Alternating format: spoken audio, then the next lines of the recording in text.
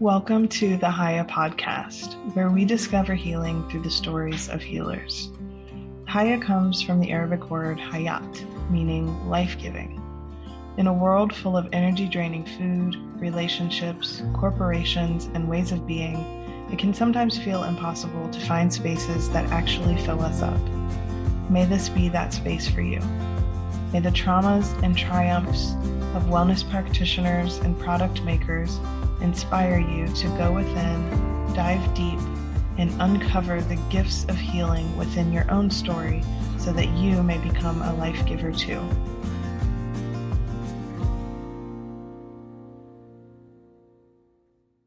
Hey, hi Lexi. Thank you for joining us and healing through storytelling with us. I always say us, even though it's just me at the moment. So we'll say me and my 7 personalities. Yeah, thank you for Um, having me. yes. How are you today?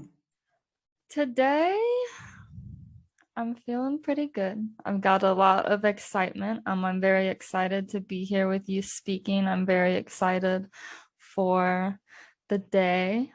So yeah, excitement, I'd say, is the word for today. Good, beautiful. So this is the HAYA podcast. We're doing a series that's healing through storytelling, and we really want to share with others some of our journey to holistic wellness, healing. I think it looks different for everybody.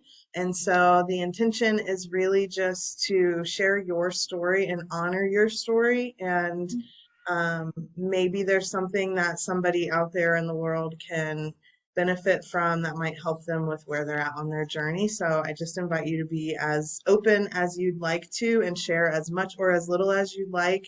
And again, thank you for being willing to share a little bit with us and shine some of your light. And I know we've had amazing conversations um, leading up to this. So I'm really excited and I'm going to try my best to keep it in that 20-minute frame because I feel like we could talk for a long time. Yeah, I feel like our phone call the other day was maybe even more than 20 minutes. So I know, for we'll sure. And we see. could have recorded that and used it as a podcast, to be honest. Oh That's yeah. okay.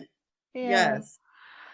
So my first question for you is just a little bit about you and your story. Again, as much or as little as you'd like, just to give listeners or watchers a little bit of a feel for who Lexi is. Okay. And by story, do you just mean like just myself, my spiritual story? Yeah, so more Yeah. along the lines of like, so Lexi, for those listening, Lexi creates amazing crystal jewelry, and she's going to share a little bit more about that towards the end Oh, or in the middle or wherever, as well as some wellness products. So more about like your story that led you to doing what you do now. yeah. Yeah. So let's see. I think I wrapped my first crystal about 3.5 years ago, and that's kind of where it all started with my jewelry and the kind of very beginning catalyst for my business. I was getting really interested in crystals and learning about crystal healing. And it was right around the time where I'd say what I guess people would call my spiritual awakening kind of started to happen. And I just learned through YouTube videos and learned on my own and just let that flow into what it is today. The last couple of months, I've really started to make this passion of mine my full abundance, I guess, and everything that it can be. Um, yeah, so I mean, I'm wearing one right now. And I've been, I don't know, just really interested in the healing behind it. And yeah, I don't know. Sorry, I'm getting kind of nervous talking No, about that's myself, okay. That's oddly. okay. Right? So tell me a little bit if you feel open to as to like why you found it important. Like why what in your story and in your life led you to either realizing that you needed tools for healing or, you know, like some of the often I always use the reference of or the metaphor of the lotus flower. And often most of us probably all of us who are on this healing journey, it started in the mud. Like, Mm-hmm. there was a lot of shit. And then Yeah. we used that and transmuted it. So share a little bit if you feel open Mm-hmm. to about what caused you to, seek help in that way. Mm-hmm. So for a lot of my life, especially when I was a teenager, I struggled greatly with anxiety, general anxiety and social anxiety. I got really nervous around people. I was nervous internally, and I just can reflect back and seeing just my whole energy just being just really focused on the present and the next thing and getting anxious about it. And I have a lot of like fidgety tendencies and things with my hands, um, like biting my nails and picking at my fingers and wringing my hands, just a lot of stuff. And once I started crafting and kind of taking that interest in crystal healing and then turning it into a more physical and tangible thing and working with my hands, actually was a really big thing when I first started making things. And I noticed while I was crafting a lot of my anxiety kind of flowing away. And it's almost really like a meditation for me, when I'm making pieces and picking like different stones to use and putting really a lot of intention into each piece, and just kind of letting it flow through me. So while I was making and am making these, healing adornments, for people to utilize as their own healing tools, it's healing myself. Even still now, 3 years ago it did, and even still now, it's healing for me while I'm doing it. So I I'd say love that's that. where it started. So I love that you touched on not just healing from the crystals and the different energies and benefits of the crystals, but that you were able to channel your nervousness into creation and art, which is so beautiful. And Mm-hmm. I think that is really something that's important for people to know because I myself was somebody that was like, I'm not a creative, I'm not creative, I'm not, I can't draw or paint or Mm-hmm. anything like that. And I've really learned over the years that we're all creators. We're all, extensions of the ultimate creator. And so we have to find ways to channel that. And I really think, because same as far as like the anxiety and nail biting, which I still do to this day, we're still working Same. on that one. But I just always found it amazing how we can find ways to channel our nervousness. And also, I'm such a deep thinker. So I think it's interesting that we feel anxious when we're not creating.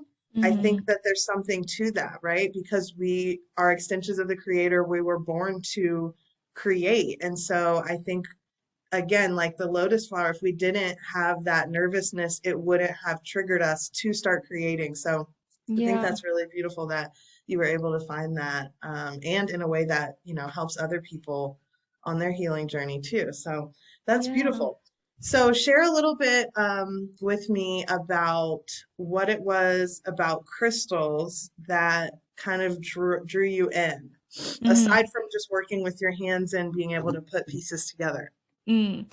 Um, so I remember in high school, I had a best friend of mine who was also kind of a catalyst in my spiritual journey. And I went over to her house for the first time, and she just had all these crystals like in her room, and her room like had tapestries, bunch of spiritual quote unquote like hippie stuff, that I really didn't know anything about at the time. And like I was asking her and talking to her about it, and she showed me her I think it's called like the Crystal Bible, or like the crystal, like that really big book of like it's a crystal encyclopedia that talks all about crystal healing. Um, and that was my very first memory of even learning about crystals and the energy. And then like shortly after that, I went to one of my favorite crystal shops in Yellow Springs, Ohio, and bought some crystals and really just started sitting with them and having them in my pocket in my car, meditating with them, and really trying to harness and get familiar with different energies that were coming from different crystals, and just doing research on my own And that just really, it helps with my anxiety. It helps in my spiritual journey. And I don't know, like I just felt really called to just keep digging deeper and deeper. And then once I found it as a craft, it just kind of started unraveling from there. I think that crystals are just a really powerful tool for anyone in anyone's healing process. They can be used, I feel like, in so many different ways, and there's hundreds of different kinds with different energies that can be produced and brought out. I feel like the one thing I think that's really important for people to remember, especially people who are new to crystals and people who might be skeptical when they hear about, oh, like, how does this rock have energy, you know? I think it's important to remember that everything has energy, everything physical, this desk, this weird headset I'm wearing on my head, everything is energy, really. And crystals, they don't do the work for you. So if you have like a rose quartz crystal, it's not just going to make you feel loving and feel nurtured just by you having this. Like, it's important to remember that you have to put in some of that work yourself, and you have to, you know, sit with that crystal, meditate with it, allow the energy to come to you. It's not just gonna do it for you, which is where I feel like a lot of people just get really curious and think that it's just not real or not beneficial, is that you have to work with it too. Yeah, we're so used to instant gratification. Like we go to the doctor, we're like, hey, my head hurts. They give you a pill, and we're like, cool, I feel better. And it's the Yeah. real healing journey does not work like that. Yeah. Yeah, it's not surface level. And often Mm-hmm. I think when we get into this healing work, sometimes like things that aren't so fun or pretty come up, but that Mm-hmm. stuff has to come up and come out. And I think crystals can kind of be an initiation into that. Like, it might be about love, but first you're going to go through like some not so lovey things, and then the love Yeah. comes out. So Yeah. that's the only way out is through. I think we're so used to avoiding things and suppressing things and pushing things down and pretending and all of the things that we do living in America or the world in the 21st Yeah. century. Yeah. Um, Another thing that crystals have done for me, or just a realization I've had about crystals, is that they're like the original source of nature in a sense. Like rocks are nature. Rocks are like the most solid foundational part of nature. Even like there's crystals which are so beautiful and amazing, but even just like stone and, straight up rock, like Yeah. that's part of the earth. That's like grounding energies. Like there's so much more to it. And we talk a lot about herbs and supplements and teas, with what I do, and also just the beauty of nature. But there's also that side of nature that is not necessarily aesthetically pleasing, but grounding. And like, I Mm-hmm. think there's this balance that I kind of realize crystals are part of that. Like they're rocks, they're solid. They're Yeah. gonna, They're like the core of yeah, the earth. Yeah. Yeah. exactly. No. Yeah. Yes. So I can't talk today. Switching gears a little bit, Oh. into just telling me a little bit about how you've been able to use, crystals are one tool. Mm-hmm. What are some other tools or practices that have helped you on your healing journey? Definitely meditation first and foremost.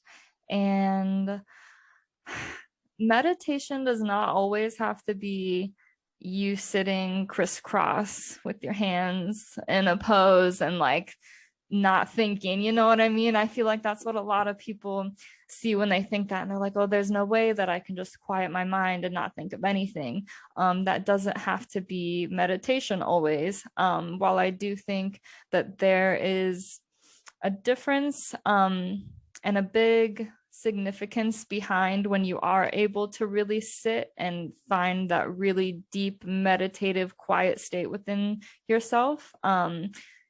There's so much more. Anything could be meditation for anybody, really.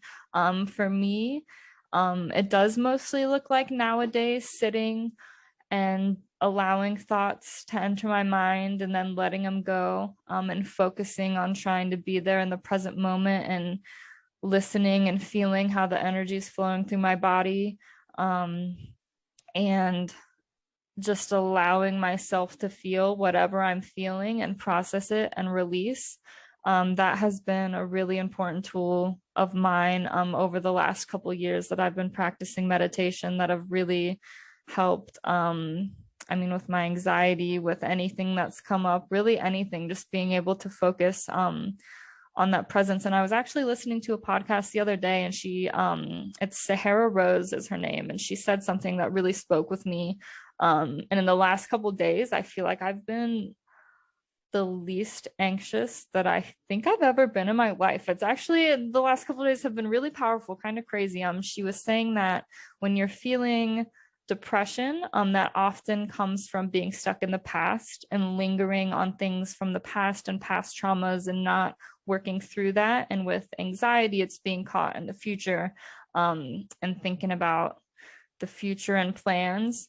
And she said that if you are fully present in the moment, and you're there and you're feeling it, that it's physically impossible for you to feel anxiety if you're really, really there. In the last couple days, I have been really trying to reflect and notice when I am being pulled into the present, because a lot of times when I've recognized I have like an anxious episode, it's more of like a panic attack, or I get like anxiety in my chest, and I say that I feel anxious. But even like the other day, I was doing the dishes and I caught myself thinking, well, after the dishes, I'm gonna wipe the counter and then sweep the floor and then go check on the laundry. I wouldn't say that I was necessarily feeling anxiety about any of those things, but I was still in my head thinking of like the next thing, you know what I mean? And so I brought myself back into that moment, and I was like, all right, I'm doing dishes. I'm so grateful to have warm running water. Not everyone has that. I've not always had that. I'm grateful to have this biodegradable, plant-friendly special soap that I use to wash dishes. Like the warm water feels good on my hands. I can hear my kids' laughter in the background, and just coming into the moment of doing dishes, which to a lot of people is a chore, a task that they don't really like to do. That to me was what I would say meditation, and bringing myself in. And then after I did that, I noticed in myself just like this lightness, I guess, and like this weight of just the next 2 or 3 tasks I was planning on doing, just kind of like float away.